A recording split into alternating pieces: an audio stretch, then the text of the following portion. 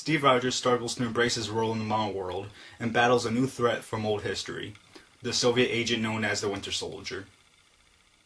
This is my review of Captain America, the Winter Soldier.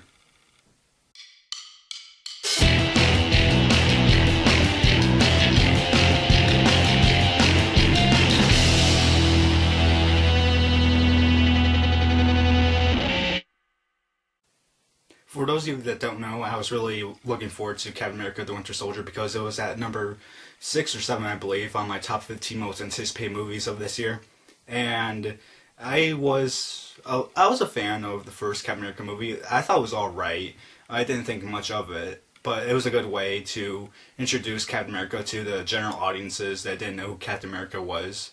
But the first time I saw the trailer for this movie, it pumped me up a lot because it looked really awesome. I mean, the trailers were like really good for this movie. So I saw it last week with my dad, and I have to tell you guys that Captain America the Winter Soldier is probably the best standalone Marvel movie ever. So really what I'm trying to say is, it's awesome. The good points. The number one thing I liked about Captain America the Winter Soldier was the action. I mean, man, the action was like, oh man, ugh. In my opinion, it's one of the best action movies I've seen in a while. And whether the action scenes were hand-to-hand combat, or they were with visual effects, or if they were with stunt work, like all the action together was just like tremendously good. The next best thing about Captain America the Winter Soldier is the directing from the Russo brothers. And for those of you that don't know, and I didn't know this either, but I guess that they're the directing team behind some of the episodes of Arrested Development.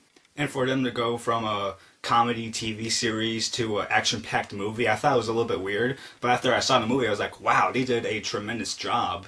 Because I think their directing brought up the action a little bit more because they knew, like, the shots that they needed to do, and they knew, like, how much focus that they needed to put, like, on each of the action scenes and everything. Yet another aspect that brought the action scenes up was the editing and pacing. I mean, whoever edited this movie did a fantastic job.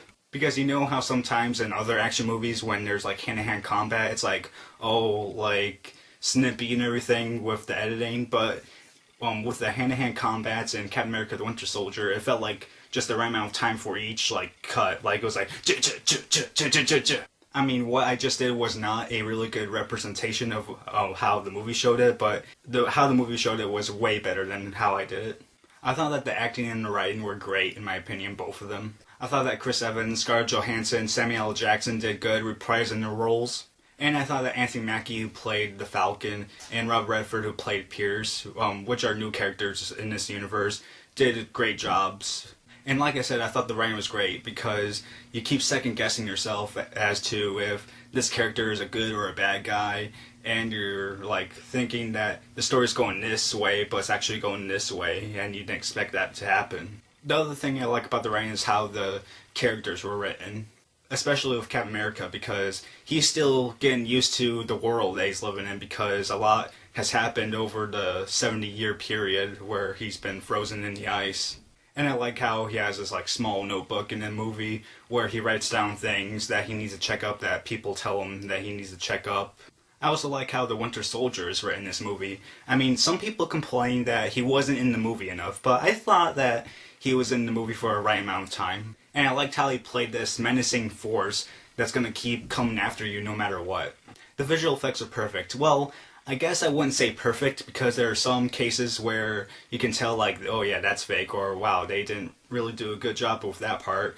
But even with those parts, they like tried their best. The next thing I need to talk about is the ending. I mean, the ending was really good because after the movie ended, I was like, okay, when's the next Captain America movie? I need to see the next Captain America movie. Like at the end of the first Captain America movie, I didn't feel that way. I was like, okay, when's Avengers coming? But after seeing this Captain America movie, I was like, okay, I want to see the next Captain America movie because I want to see like where this story with Winter Soldier is going.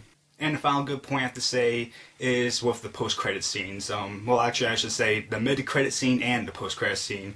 Because the mid-credit scene made me pumped up for the Avengers, and the post-credit scene made me pumped up for the next Captain America movie. But I'll go into more detail about those scenes in the spoiler section. The bad points.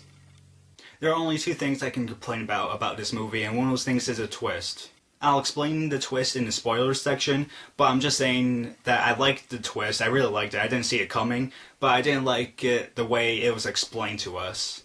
Another thing I didn't like about this movie was the use of the Agent 13 character, because she wasn't really used a lot in this movie, and she was used to the extent where you felt like you didn't need her in the movie, and you could just cut her off completely from this movie.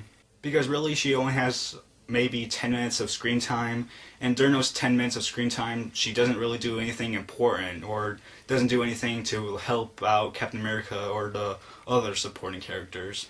So like I said, I saw this movie with my dad, and my dad gives this movie a 3.5 out of 4 stars, while I give it a 3.75 out of 4 stars. Like I said at the beginning, I thought that this movie was one of the best action movies that I've seen in a while, and if you're a fan of action movies, then you'll love it.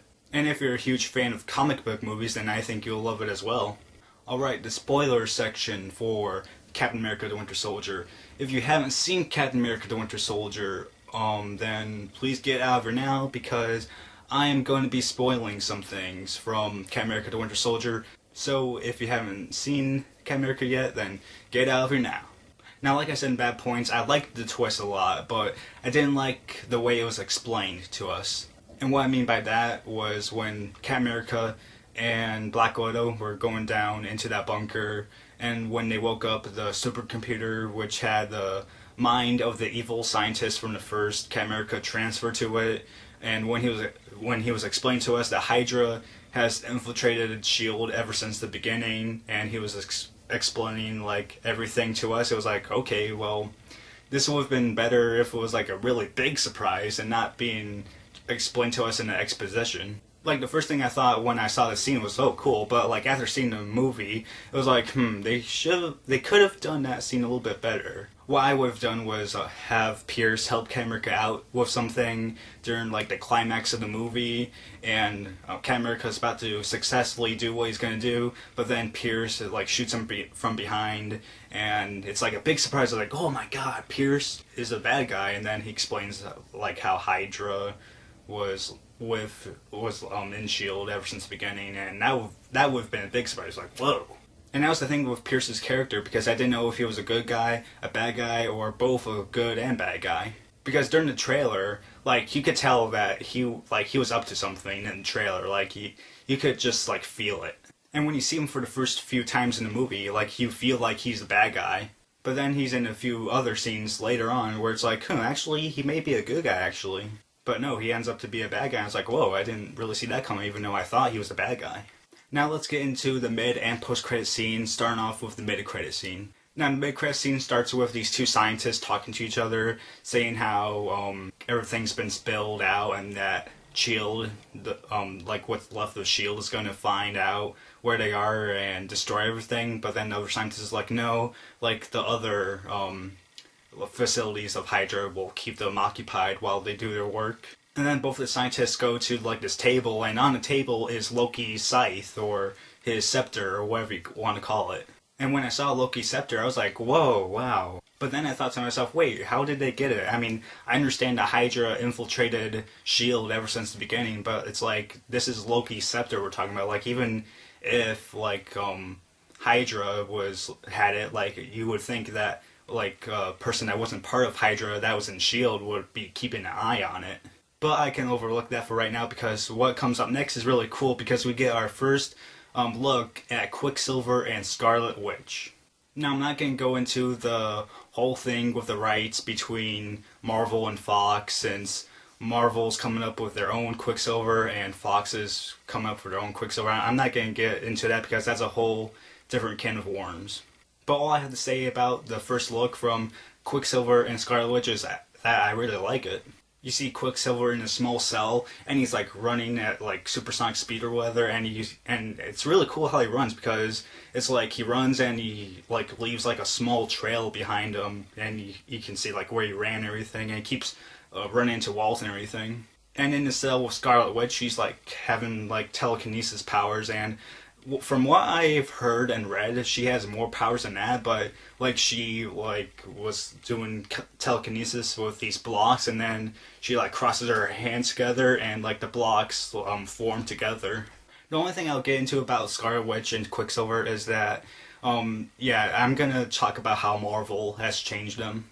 So for those of you that don't know, in the Marvel comic book universe, Quicksilver and Scarlet Witch are the children of Magneto.